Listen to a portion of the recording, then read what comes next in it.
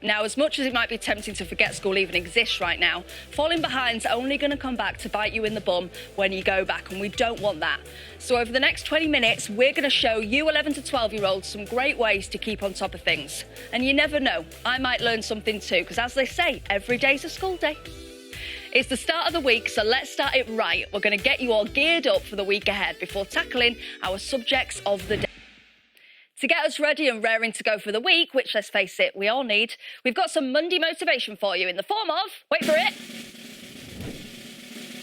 Motivation Monday! Our very own bite-sized daily motivational gurus are here to get you started. Today we have a little sugar rush for you in the form of a special message from Bake Off star Alice Favronia. Live context, learning how to order them from smallest to largest or largest to smallest as well. Amazing, fantastic. Okay, so before we find out more about them, here are some top tips about positive and negative numbers. In the freezer. Well, it's funny you should say that, Mr. Brown, because I've got the contents of my freezer on this couch right now, conveniently. I've got 2 ultimate vegan burgers here, so where can I see some positive and negative numbers on here? Well, you'll definitely see. Now it's time for our big read. Every day this week, we're going to be listening to Wonder, the amazing story of August. August was born with a facial difference that up until now has prevented him from going to an ordinary school. However, that's all about to change. We follow him on his journey to starting in a new school for the very first time. And reading it for us, is this right? England Rugby and World Cup finalist Maro Itoje, no less. That's a good booking, isn't it? Take it away.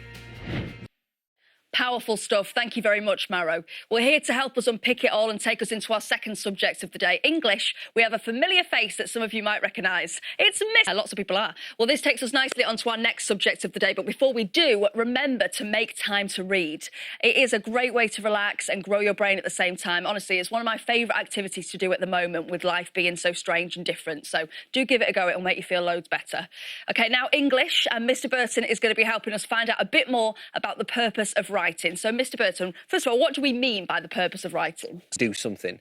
Now, it's not to be confused with a text message, which we usually mean by the word text. Example, the purpose of the writing on this TV remote is to show me which buttons to press. The purpose of an advert in a magazine is to persuade you to want to buy the product. See what you can find around the house and make lists of all the different purposes for writing that you can think of. Maybe you've got a sibling with a sign on their door that says, "Keep out, no boys allowed." Wonder what the purpose of that could be. Now it's time for our next subject, history.